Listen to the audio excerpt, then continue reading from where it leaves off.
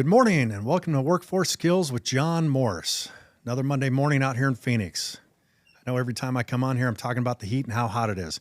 But guess what? Come fall, come winter, I'm going to be talking about how nice it is out here. And a lot of you guys in other parts of the country are going to start getting jealous about us. Our work will continue. We'll be able to keep working outside, and you guys are going to have to start looking for the interior work. I know a lot of contractors schedule that. They schedule exterior work for the summertime and interior work for the wintertime. We all have to work our businesses in a different sense of what our climate includes. You know, out here in Phoenix with the heat, you know, we're working at a certain pace with the sun. We're following the shady sides of a building. That's what we're trying to do as we're keeping our guys cool and keeping them hydrated out there. During the wintertime out here, it doesn't matter. We can pretty much work anything. It's very rare that we get shut down. You know, I grew up back in Illinois, and I remember living there and in the Chicago suburbs and the painting, and we'd get shut down time and time again on certain jobs due to the weather, due to the climate of what we're dealing with.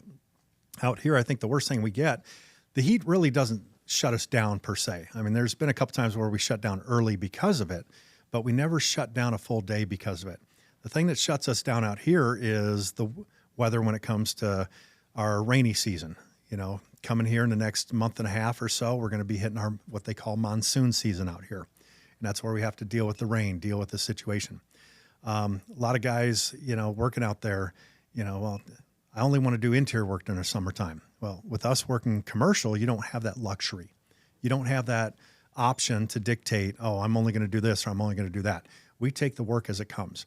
I don't go out there and bid just one segment, interior versus exterior. I've got a buddy of mine who runs a residential painting company, and all he does is residential exteriors. It's a one-trick thing. That's all he does. Well, what happens when there's certain times of year that slows down or the economy slows down? In my business, when we first started this, we only did residential. I wanted to break off into the commercial side of it, so I started working on that aspect and bidding more and more of that work. As time went on, I realized there is no segment in the painting industry that I'm not going to go after. I'm going to go after the residential. I'm going to go after the commercial, the homeowners associations, the repaints, property management companies, real estate companies. We go after everything so we can try to paint everything. That way, as the economy ebbs and flows and things go up and down and different segments go up and down, we don't have to worry about that. We're constantly working out there. We're constantly doing something. So there was a time where on my website, on my emails, it said no job too big, no job too small. Well, now we're at a point where our company's grown so much, there are jobs that are too small that we try to stay away from. We're not going to go out and paint just one door for somebody. But as we were growing the company, we would do anything to make it work, and that's what we focused on. You know, so as I continued in this business and I continued to grow the business, I think it was about after 2 or 3 years, I realized that I wasn't a painter anymore. I'm now a business owner. I had to look at my business in a different light, a different aspect. So how am I going to look at my business as I'm growing? I started looking at bigger companies, how they run their businesses. You know, look at the Fortune 500 companies. They focus on it as a business. It's not what they're exactly selling or what they're doing. They're offering a service. They're offering something to their customers. What can I offer to my customers out there? So as I continue with this and I'm building the business, it was very difficult for me getting into the commercial side. You know, it was a sense, you know, the legal name of my company, and I don't know if I've ever stated on here, is PhoenixHousePainting.com LLC. So our website was PhoenixHousePainting.com. It just flowed, it worked. And that kind of locked me into just residential when I first started the business. So looking at the business, looking at how I was trying to grow into the commercial side, I would start bidding with general contractors. We'd start bidding off blueprints. And one hurdle I ran into was, well, you're house painting. You don't do commercial. You can't do commercial. They thought I could only do the residential side. But as a painter, if you can paint a house, you can paint a office building. You can paint a commercial building. So as I started growing in this, I slowly started thinking about the name of my business, PhoenixHousePainting.com. What can I do to better grab people to lean towards us for their commercial work? So I got a DBA, doing business as. PHP Commercial Painting. So the PHP is for Phoenix House Painting, commercial painting. We adapted from there. Now we don't even have the website with phoenixhousepainting.com. If you go there, it will lead you to our commercial website. It's PHP Commercial Painting. And that's where we started growing into. Growing into this, it was difficult at first. It was different from the residential, where on a residential, we got 50% of the payment up front, 50% upon completion of the job. In the commercial world, it's a little bit different. It was very, very difficult in the beginning and not realizing what I was jumping into when it came to getting paid for what we were doing. I remember the first $10,000 I was waiting to get paid on, and we were 30 days out, and I was struggling. It hurt. So here I am. I had to pay for the paint. I had to pay the labor. Everything was paid up front, and I had to wait on getting my money. That was difficult. So as you were out there, if you're looking to go into different segments, and I think everybody out there should look at growing their business, growing it into multiple segments. Don't just focus on one thing. As I was growing into this, I didn't know how to do it, and I had to learn by trial and error. One thing I realized with my vendors, I could set up job accounts. As I got paid, they got paid. They were willing to put a lien on the properties as I did as a business owner. So things changed in that aspect. As I started growing this, and it was difficult. I remember the first 10,000 was difficult. Then I was up to 25,000, 50,000, 100,000. That's a lot of money to float, and it became very difficult. So I had to start leaning towards lines of credit, credit cards. How can I make this work? Getting things paid off in a timely fashion. So as I did this, I started building relationships with the general contractors I was doing work with. It wasn't just the guys in the field, the superintendents for these general contractors. It's the people working in the office, the project managers, the owners of these companies I started building relationships with. I started building relationships to where a couple of them, I could tell them, hey, you know what? I'm really hurting on payroll this week. I've slowly been growing in this. We're doing great work for you. Could you help me out with collecting a check a little bit sooner? And some of them would, some of them wouldn't. But as these relationships built and the business grew, I'm doing work now for so many general contractors. We have so many relationships out there. We've built a relationship of trust and of quality of what we can do. And knowing that we're always going to do the right thing on a job, regardless of what happens on a job. Say we bid a job, we have a signed contract, and we miss something on that, and it's our fault. Sometimes I have to suck that up. I have to just lose the money on doing that and know that that's part of doing business. Other times I can go to these general contractors and say, hey, here's what I looked at. Here's what I saw. Here's what's happening. We didn't find this in the beginning. We didn't realize it was there, or maybe it was a lack of communication between the architect and the general contractor. So now we have the possibility of back charging more for this. We can do a change order, and that helps. So it's knowing the business as you're growing into this. Where do we go as we grow into this? I mean, I was willing to do anything at the time. When I was doing residential, if someone had a side garage door that needed replaced, I learned how to do it. I added that to the cost. It added value to me coming out there so they don't have to get multiple trades out there to fix their house. It built a reputation for me of being adaptable. But as we grew, I had to pull away from doing that because the guys I was hiring couldn't all do what I could do. So I had to specialize and focus in just painting. We don't do stucco. We don't do drywall repairs. We don't do anything. All we focus on is just what we're capable of, which is painting. When it comes to the painting industry, and I know every state is different out there. Some states, you don't have to be licensed, bonded, and insured through the state. Out here in Arizona, you have to. Make sure you have a license that covers what you're doing. Make sure you understand the rules, understand the laws in your area. Out here in Arizona, having a license, I have a number that goes with that license that they call the ROC number. It's my license to work. Mine is a 6-digit number. One thing I learned going through the classes before getting licensed and taking a test is that license number has to be on everything I own. It has to be on every vehicle, has to be on every proposal, every change order, every business card, everything we do. There's only 2 items in the state of Arizona that a licensed contractor does not have to have that number on, and that is freebies.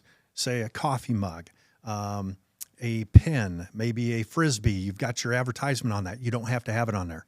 You also don't have to have it on your uniforms, on your company shirts. That's the other thing. Your website has to have it. Any marketing tools has to have it. You have to promote that out there.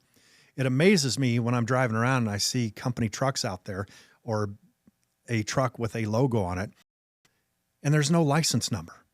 And it amazes me how many people don't understand the rules and what it takes to run a business and what they have to do legally. Let's go back a minute to where I first started. And I said that I realized after the first 2 or 3 years that I was now a business owner and I was no longer a painter. As business owners, we have to understand the rules and laws of running a business. We have to make sure we're following the rules and laws. We have to take care of our employees. We have to take care of our customers. Make sure you have the proper insurance to cover what you're doing. Our insurance for our company, because of the size that we are, we have a huge umbrella as if we're a general contractor because of the size of the projects we're on. Every time we add a new insurance, depending on what the expectations or what a general contractor wants us to have to qualify to do that project, we have to add to it. Once we add that insurance to it, we don't drop it. We continue with it and keep going.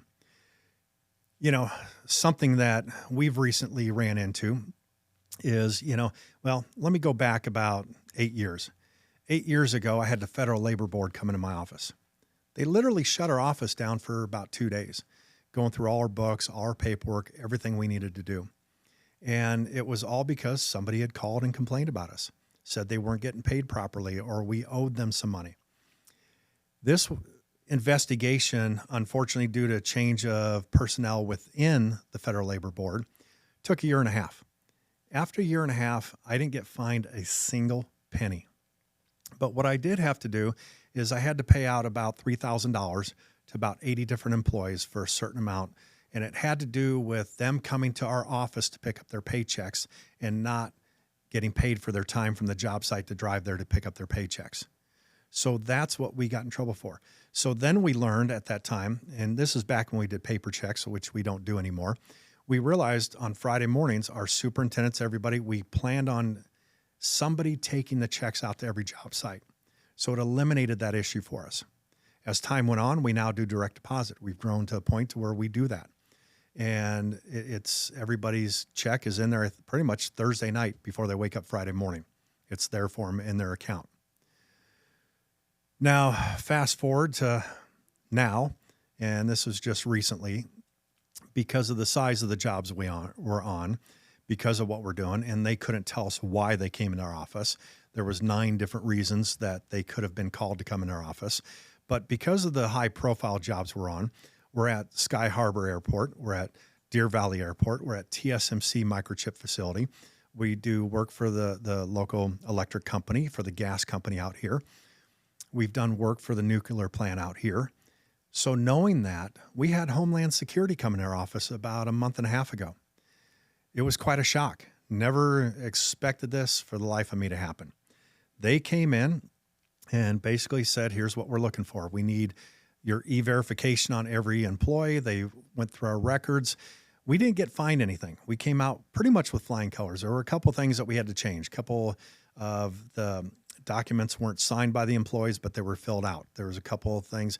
One person turned out that their documentation was falsified. I don't know if it was their Social Security card. I don't know what it was, but we had to let this individual go because they had fake paperwork they had given us, which more than likely means it was somebody illegal working for us from another country. We can't do that.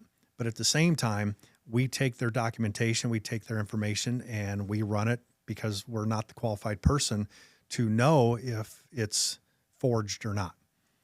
Now, we ran it through e-verification for our company that passed with flying colors. We didn't have an issue. Nothing kicked back. But with Homeland Security, it did. Another one of our employees, it kicked back that he had some outstanding warrants, which he's on probation, went to his probation officer, talked to him. Turns out that wasn't the case. It was just some fines that had to be paid off. So that got cleared up. So you have to be careful as you grow your business, what you're doing. We follow everything to the T to make sure we're doing it in the right manner. We don't want to make a mistake. That's not to say we're going to make a mistake. We can make a mistake without knowing it. But as I've grown the business and I learned that I'm a business owner, I'm going to run it like a business. We run it to the law, to what we're supposed to, whatever is required of us, we're going to do it properly. So what happens if all of a sudden someone comes in your office and they want to shut you down? Don't be combative. They're there for a reason. You don't want to lose what you've created. You don't want to lose the business you've created. And you can't sit there and assume, well, this employee or this person I fired, I'm sure it was them that turned me in. There's no rhyme or reason to why they're coming in. You don't know. And we don't know who's going to turn us in or who's going to have a grudge against us as an owner. It could have been somebody that we fired because they did not follow our rules, because they showed up late 10 times. It's amazing how many people, we talked last week about people being entitled. You know, a lot of this has to go back to the entitlement side of this. It's unfortunate for a lot of business owners. It seems sometimes that the employee has more rights than we do when it comes to what they can do and get away with. Make sure you document everything. If an employee is late, make sure you document that day that they're late. Document why they were late. Keep a record of this. Keep track of this. We have someone in the office, that is their job. They keep track of payroll. They keep track of the hours. They're writing in every time this person's late, every time they call out. We keep a detailed note on exactly what happened. If anybody quits, we keep a detailed note on why they quit and what the conversation was. If they get fired, we keep a detailed note on that. It amazes me how many people come back and they try and collect unemployment on us, or they try and come back after us, but yet they're the one that quit. We've had something called job abandonment. We will assign a person a job, they get the text, they don't show up. We'll do that 3 times. Once we've done it 3 times, there's no response, they don't show up, it's considered job abandonment. So this is all about protecting you as a business owner and your employee. If you're following the law, you have nothing to worry about. Now, that's not to say that someone's going to accuse you of doing something you didn't do. If you have followed everything the way you're supposed to, you have nothing to worry about. So I don't want to sit here and blame anybody for anything. There's no blame when it comes to this. We can't sit here and blame our previous employees or a job situation that went wrong. Let's just take ownership of it. Take ownership of what's happening and take it as a life lesson.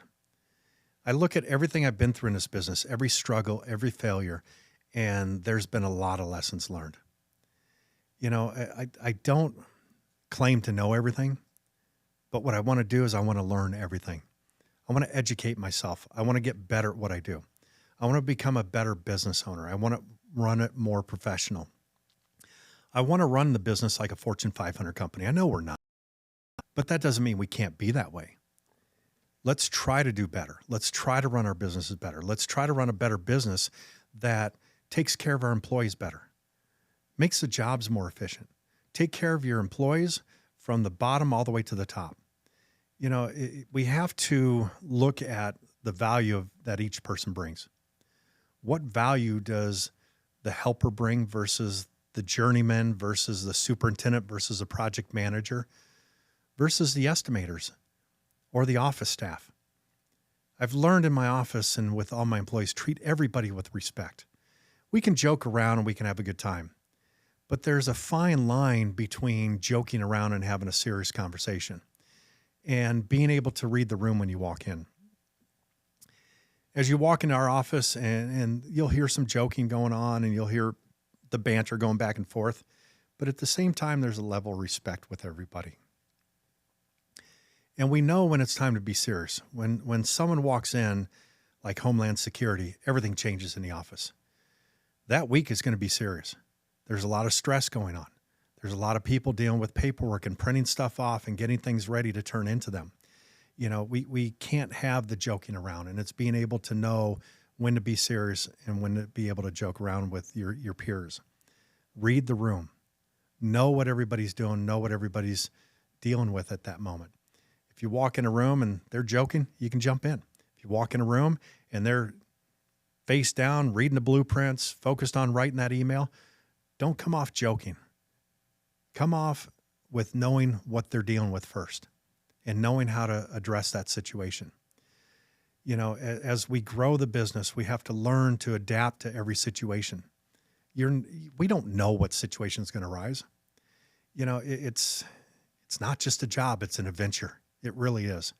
And every day I'm thrown something new that I haven't dealt with the day before. This morning I dealt with someone falling off of a ladder. I dealt with, a funeral ceremony today from an employee that passed away. You don't know what you're going to deal with. Every day is different. Every day is a new adventure, and you have to be prepared for everything. But as you're dealing with this and you go from one situation to the next, you can't think about what you just dealt with. You got to move on to the next situation with a clear mind. And for some people, that's hard. That's where your emotions get involved. And we have to learn to make it unemotional. I have to make decisions in the office and with the business that cannot be emotionally driven. It has to be logic, financial, and it has to be in the best interest of the business. It can't be in my best interest. It has to be in the best interest of the business and what's going to help it succeed. I have to put my emotions aside. I can't bring my personal life to work. I can't bring what I'm dealing with to the workplace from my home.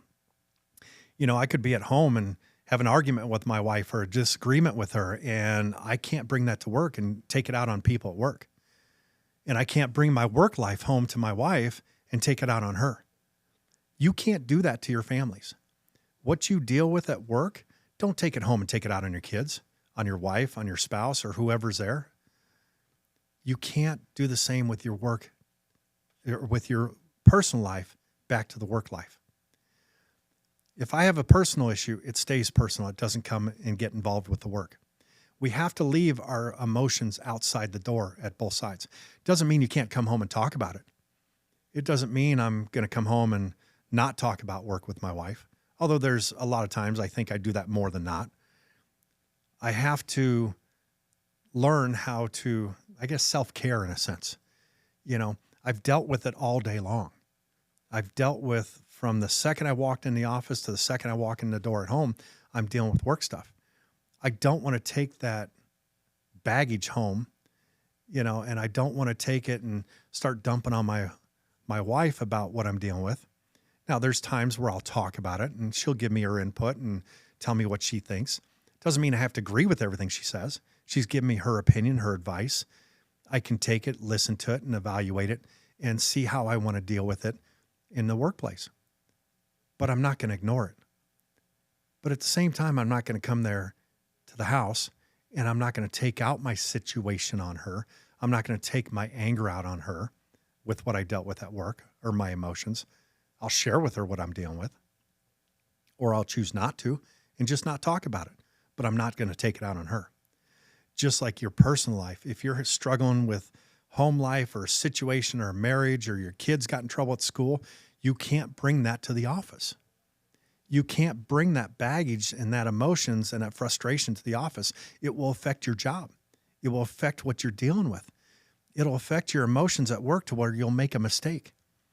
I can't have my estimators walk in the estimating department dealing with something personal, and it affects how they look at the blueprints, or they get distracted and they're not paying attention to the numbers they're putting on a page. It could cost us thousands and thousands of dollars. We can't have that. Every day I go to work, I ask guys how they're doing. Hey, how you doing? How was your weekend?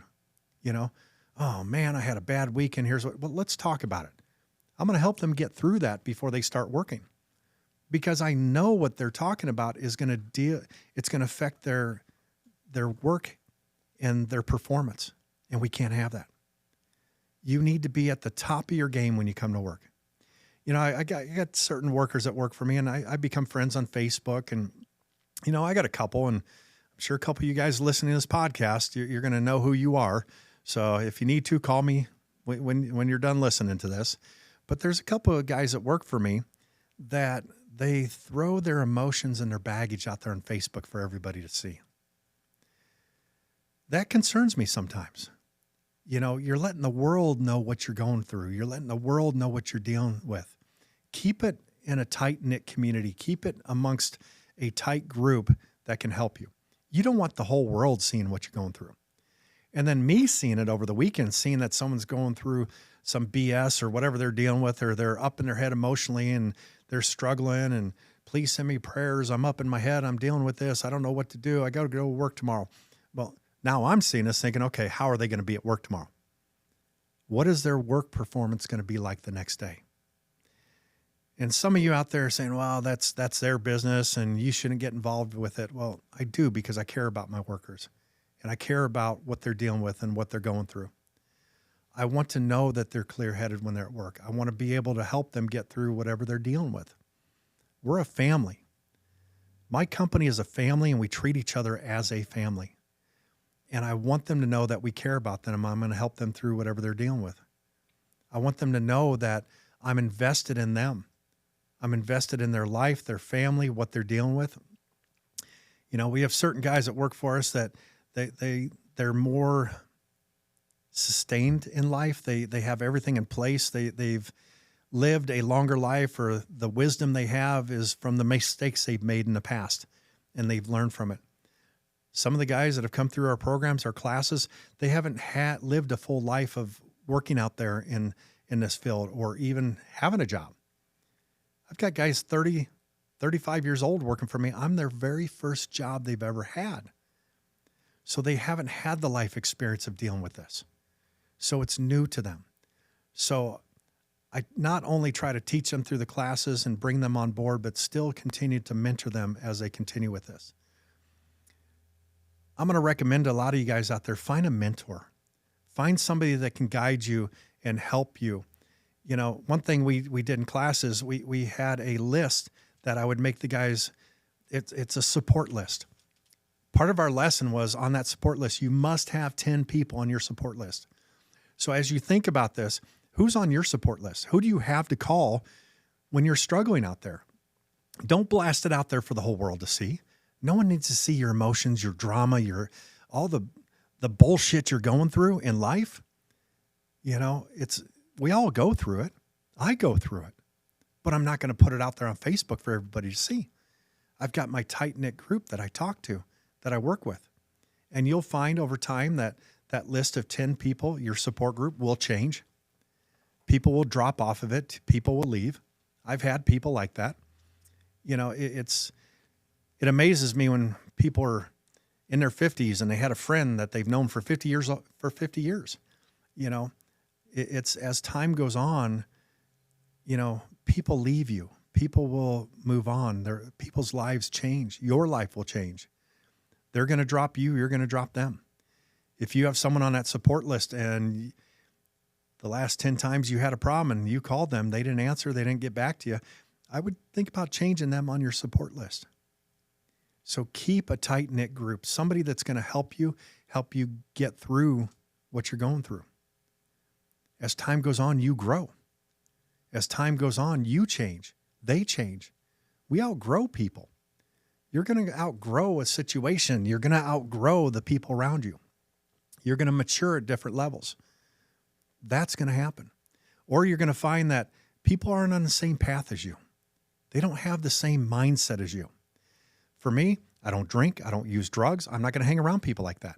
It's not to say I didn't do it in the past. Everybody has a past. But the people I hung out with when I drank, I don't need them in my life anymore. They're not part of who I am. And I share with everybody around me my drinking issues and that I'm sober and I don't drink. I want them to know that. It helps hold me more accountable. You know, I know that one drink for me doesn't stop at one drink. It continues past that. Maybe today it might just be one drink, but eventually it's a whole bottle. And I know that's not who I am. I accept the fact that I will no longer have a drink in my life. So I'm not going to hang around people that drink. It doesn't mean I can't hang around people that have a social drink, a drink here and there. But I'm not going to hang out at bars. I'm not going to go there. That's not going to be my go-to. I'm going to do things that promote my sobriety of what I need to do. So I've outgrown people in my past. You will find that you will outgrow people in your life. As you outgrow them and you move forward, how do you deal with these people? You block them. You block them off your Facebook. You block them out of your lives. It's going to happen. There's people that I used to hang around with that tried to get sober that can't do it anymore. There's people that have gone through our program, our classes, that I've tried to help. I've tried to get them on the right path, but they have fallen back in their old ways. They're back on the streets. They're back using. They're back in prison. Not everybody gets it. And not everybody hits rock bottom. Some people say, oh, I've hit rock bottom 2, 3 times. Maybe you haven't hit it the last time. Let's find that final rock bottom and pull your ass out of it. Get to where you need to be. I know with me, my entire business changed when I got sober. Everything changed. It probably took about 6 months for me to really clear my head and get focused on where I'm at in the business. Going through that and getting back to where I need to be, my business grew 1,000% after I got sober. I'm not kidding you. It changed everything. I was laser focused on what we were doing and what I needed to do. And I still am to this day. And that's not going to change. It's not going to change who I hang out with. I'm not going to focus on the negativity. I'm not going to focus on the people that are using, the people that are drinking. You know, it's interesting as I've grown myself through these programs, through the vocational programs that we do and the classes that I teach. It's amazing how many people that have gone through my program that are dead today, or they're back in prison or back on the streets. I don't focus on them. I focus on the ones in front of me that want something better, that want to get a better life for themselves. You know, in the last month, I've got 3 employees that have left me, that 2 of them have gone through my program. All 3 of these employees have moved on. One already has his license. He's a licensed contractor now in the painting industry. I'm going to help him as much as I can. The other 2 are working on it. They're focused on what they need to do. I promote that. I want guys to move on. I was just a stepping stone in their path of where they're going. It doesn't mean that I'm not part of their life anymore. It just means this was just one step, one chapter of their life. Your chapter will change time and time again. The chapters in your life are still to be written, and you have to write those. You have to figure out what your next step is. And sometimes it doesn't include the people that were in the first chapter. You're now in your 50th chapter. The same people are not there from the beginning, and you can't let them. You know, I was having a conversation with one of my estimators this morning in the office, and we were talking about a previous employee and how this previous employee is back on the streets, and he left his girlfriend. They have a baby. He's no longer in the life. He's with another girl. He's back to using drugs. He is going to end up back in prison. I guarantee it. I wish I could just reach in there and shake him somehow and get him back focused on this, of where he needs to be. It's unfortunate that he's down that path. But my estimator said, John, I got to block this guy. I haven't heard from him in a month and a half, but I know the negativity where he's at. I can no longer help him again. I've tried to help him in the past, and I can't do it anymore. It will drag me down. So he's outgrown that person. That person is now left in the dust, and he's left out there to figure out his life. Hopefully one day it'll come full circle, and he'll get back to where he needs to be. Maybe he'll go back through a program again. Maybe he'll go back through the vocational and get to where he needs to be. I don't know. But the guy I'm talking about is 40 years old. At 40 years old, you should have your shit figured out. You have to figure out what you're going to do with your life. You can't still be going through the motions and acting like you're a teenager. There comes a point in your life where you have to just say enough is enough. It's time to grow up. It's time to do something different. And I think one of the questions I ask a lot of guys when they come through our program and through our classes, I'll look at them. I go, how long were you locked up? And they'll tell me. Or how long were you on the streets? They'll tell me. Or using drugs. And I'll look at them. I go, how old are you? And they'll tell me. And my next question is the same with every single one of them. Are you ready to grow the fuck up? Are you ready to make a change? And I hit them square between the eyes. I blast them right between the eyes with that question. And every single time they tell me yes. But I can only show them the way. I'm giving them a hand up, not a handout. I will show them the way, and they have to do it on their own. So many men and women come up to me and ask me or tell me, hey, John, with this program, because of you, I'm where I'm at. I couldn't have done this without you, John. No, you could. All I did was show you the way. You have to decide whether you want it or not. You have to decide if now is the time that you want to make that change to better your life. Is now the time where you're going to change your business, how you run your business out there, and do it the right way. Treat your employees the right way. Help grow your business the right way. Is now the time you as an employee are going to change the way you look at the business and think, you know what? I'm going to start changing who I am. I'm going to work harder. I'm going to work better. I'm going to show my boss I can make this company money so I can get that next raise without asking. Or I won't be overlooked moving up to the next position. You know, it's amazing, you know, how many guys out there think, well, I work my ass off. I'm just making him richer. I'm making him money. No, it's not about that. You're working your ass off to prove something to yourself, that you can do it, that you can make a living, that you can provide and support for your family. If you don't like the job you're at, if you don't feel you're not appreciated, leave, go somewhere else. No one's keeping you there. No one's forcing you to stay at that job in that position. If you think there's something better out there for you, go find it. But don't just quit and go look for another job. Keep this job and look for something better. But in the meantime, give it 110%. Take an inner look at yourself out there. How many guys are out there working right now and can honestly say, I'm giving 110%? Because I guarantee you, there's a lot of people out there working that they're just floating by. They're just doing barely what it takes to get by at their job. And what's that say about your life? You're barely floating by to get through your life. I want more. I want to do better. I want more for me. I want to do better for myself. Every year, I want to get better at running my company, at treating people, financially, emotionally, mentally, try to educate myself. That's the goal. And if you're not doing that, you're not helping yourself. You have to help yourself get better. No one's going to do it for you. No one's going to push you more than you can push yourself. I've realized over time that it's human nature. We're weak. We take the easy way out too often because it's easy. We don't like confrontation. We don't like to push ourselves. We want to make the most money the easiest way we can. We don't want to force ourselves to become better. But the only way to get better is to force yourself to get better. Be accountable for yourself. Be accountable for what you're doing. Don't focus on anybody else. Focus on you. It's not about, well, I'm doing all the work, nobody else is, and I don't get recognized. Focus on what you're doing. Focus on you. Well, the boss doesn't recognize me. The owner of the company doesn't recognize me. I'm not getting recognized for what I'm doing.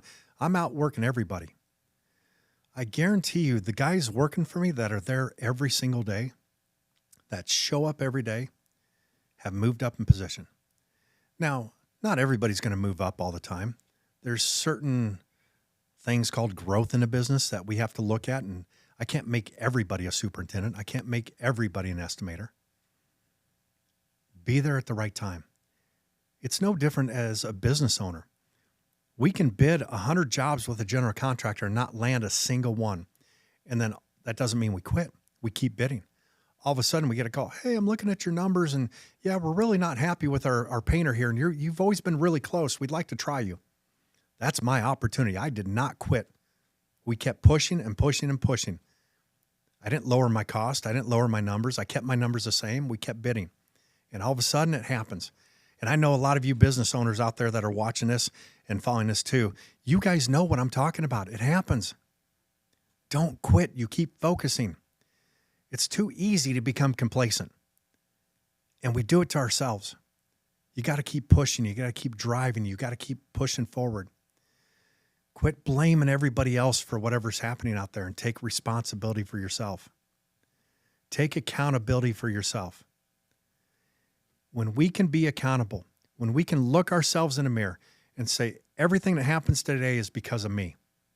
Now, you can't blame everything, but there's a lot that we can take control of. What can you control in your life today? How can you control the job site? How can you control what's happening at work today? How can you control your own situation? You can. Start thinking about that. Start thinking about how you can control your life, your situation, your destiny. Only you can change it. No one's going to change it for you. You have to be willing to make the change within yourself. And if you're not willing to change, nothing's ever going to get better. You have to change yourself. You have to change how you look at things, how you look at life in general. Are you going to educate yourself today? What are you going to do to better yourself? What are you going to do to work harder? What are you going to do to put forth a little more effort? Are you really working 110% today? Or are you just telling yourself that? Oh, I did a little bit more than everybody else. I'm outworking them. I know I'm a better painter. Are you really? Show us. Put out. You can do this. You can build yourself better, but it takes you doing it. No one's going to make you better. Only you. So hopefully everything we're talking about today, you can take an inner look at this, take an inner look at yourself. This isn't the point blaming anybody. I don't blame anybody for anything that goes wrong in my business. I don't blame anybody when I lose money on a job. I'm looking at how I can change it, what I can do differently so it doesn't happen again. What can I do differently today to make tomorrow better for my company? What can you do today to make your work situation better tomorrow for your future? What are you going to do differently? Stop blaming everybody else. Be accountable for you. Surround yourself by the right people. Get yourself a support group. Get somebody you can talk to. Quit throwing your emotions and feelings out there for everybody in the world to see. You know, it's interesting. I got a shirt that says feelings, and it shows a guy humping it. You can imagine what that says. So when it comes to feelings in a workplace, we don't have time for it. There's no place for it. Keep those out of the workforce. Keep your feelings from work out of your home life. I guarantee you'll be happier. And if you're having problems at work, go talk to somebody about it. Talk to somebody that's going to help you and guide you. Don't talk to somebody that's going to feed into the negativity. Don't talk to someone that's going to, oh yeah, screw that. You don't need to work there anymore. No, talk to somebody that's going to help you change your situation. Talk to somebody that's going to make you better. If you're surrounding yourself by people that don't make you better, you don't have the right people around you. I want people that are going to make me a better person today. So how can you be better today so your tomorrow becomes easier? Once again, guys, thanks for joining me. Stay hungry.